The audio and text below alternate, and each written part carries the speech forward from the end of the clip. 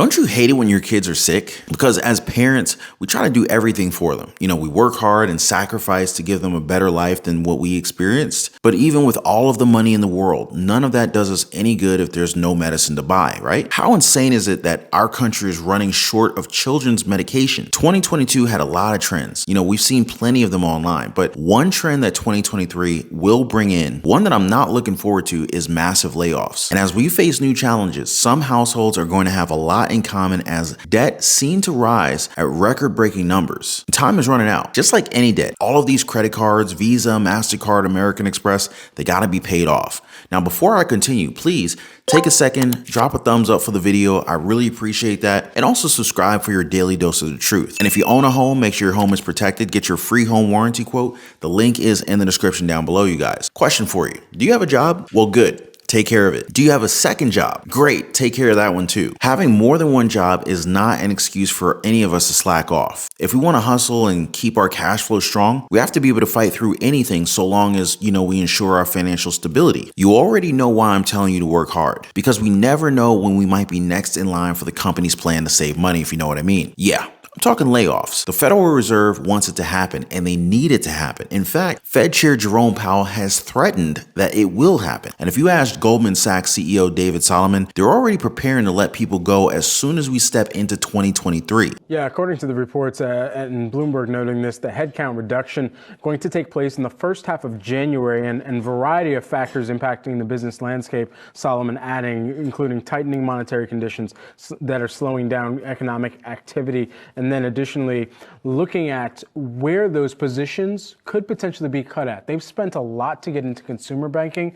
You wonder if at a time for a company that is going to be looking out into next year and the year after, we've continued to hear about this kind of headcount hoarding in order to really brace for the wave of new deal making that may come forward in terms of 2023 and how that pipeline could open back up and what Goldman Sachs would need to really work through that deal demand. Our economy is not in a great spot right now. We all know that. But check out what Solomon said recently. Quote, "There's a variety of factors impacting the business landscape, including tightening monetary policy conditions that are slowing down economic activity. For our leadership team, the focus is on preparing the firm to weather these headwinds." End quote. Top managers in the company, they're also being asked to identify where they can save money. But chances are layoffs will not be less than 4,000 workers, or about 8% of their workforce. This is when we're seeing better days for the stock market. A lot of optimism there. But companies are talking about layoffs. How does this make sense? I mean, if you're going to tell me that everything's fine and that the system's doing better than ever, why not check flu medication for kids? If you've ever had a kid that's sick, you would understand the pain that it gives parents. But look at what's happening. A shortage on flu medication? How does this tell us that things are fine? That there's nothing wrong with our supply chain now? Well, what's become known as the triple-demic is impacting much of the nation tonight. COVID-19 cases are up 7% since last week and nearly 60% from just 1 month ago. And while influenza and RSV activity remain high, infections are finally starting to decline. For tonight's Health Watch, CBS's Carter Evans reports on a shortage of over-the-counter cold medicine for children.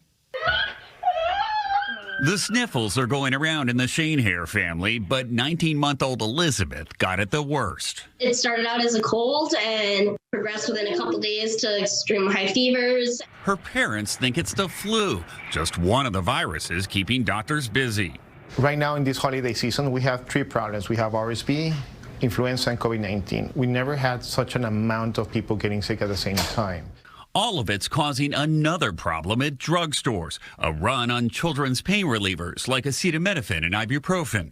Have you ever experienced a shortage like this before? Not on this, no, and not for this long. Is there any end in sight? No, we don't know. It is a shortage. It's a national shortage. It's not just our pharmacy. I had to go to 4 different stores.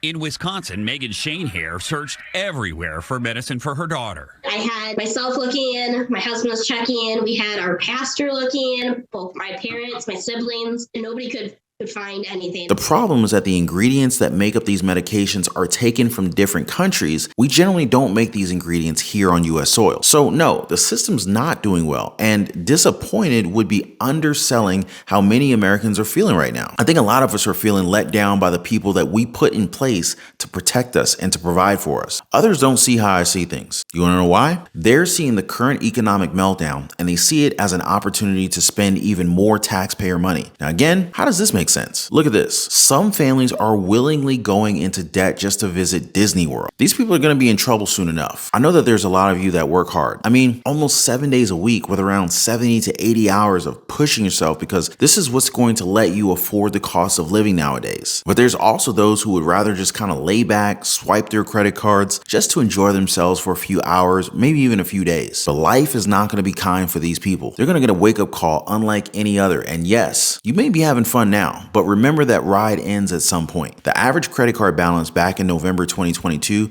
was around $5,650. $650 more compared to 2021 and the highest level in a year. Do you know how much a one-day single park ticket for adults and children aged 10 and older for Disney World is? It's $141. This is for one person. So let's talk about a family. In 2022, the average family vacation of 4, it would run you about $5,731. That is for a family of 4 vacation, roughly $287 a person per night. Are you capable of spending almost $300 a night? Well, if you are, more power to you. But some people in a study, they were happy to spend the money and they said that they can pay this off within 6 months. Question is, are they clairvoyant? Can they see into the future? That's a very tough call to make. Me personally, I'm not trying to pay for a vacation after I've taken the vacation. It's kind of like how I used to do when I was up to my eyeballs in credit card debt personally. Paying off these credit card bills with high interest rates, I used to think about the dinners that I had months ago. Meanwhile, I'm still making minimum payments on it. Wasn't a good plan for me. Look at what the Federal Reserve Bank of New York found. Credit card balances climbed to $38 billion by mid-November. This is 15% higher compared to the third quarter of 2021. Delinquencies are also rising. And that's because not everyone's going to be able to keep up with the economy and these markets. Now, speaking of the markets, let's see what happens with the housing market. The housing market is again going to be devastated, and we're set to see more rate hikes in 2023. That spells even more pain for mortgage rates, and we're already seeing that go back up again. It's at around 6.42% for mortgage rates for a 30-year fixed rate mortgage. We're not just talking about the housing market when it comes to interest rates. It's also going to cost more to borrow money from your bank for a car loan, for your credit card bills. These all add up. Remember when they said that they weren't going to raise interest rates? And then inflation showed them who's boss. Have we gone out of control with the printing of money? Maybe. Are we going to see the BRICS nation take advantage of this in the near future? Maybe. I mean, we print all this money, trillions of dollars, but we don't help our own people. Now, I've seen our own veterans have to ask for money, beg for money on the side of the street because they don't have proper housing. Why not give them assistance? How about those who are on Social Security? How about the small businesses that had to file for bankruptcy because of the health crisis? How about all these people? I've heard some who are on Social Security that tried to apply for SNAP and EBT benefits. They were rejected, but we have hundreds of billions of dollars for everyone else, right? I don't mean to go off on a tangent, but I feel awful because I see the comments, I see Americans struggling, and I read about everything that the government does. And it's disheartening. At the same time, everyone else is too busy with their Netflix, their Hulu, all this time consumed on pointless things. They're so busy that they forget to check on their pensions getting hammered in the stock market, 401ks, Roth IRAs. They don't see just how bad things can get with the Social Security. They're oblivious to all these other facts because they're zoned in on the moment, the now. They're not thinking ahead of what they're going to have for dinner, for example. But I'm talking to you guys. You don't have to be in the same situation as everybody else. You can make a change, and the opportunities are waiting for you. Now, if you're interested in learning more with me, please don't hesitate to get in contact with me. We can talk about budgeting, creating side hustles, small businesses that can develop into multiple streams of income. We can also discuss investing in the stock market, even in real estate. Now, if you're interested in that, feel free to join me in the Patreon community. There is a link in the description down below. But before I go, don't forget to drop a thumbs up for the video. Also subscribe for your daily dose of the truth. Appreciate you guys watching. I'll see you on the next one.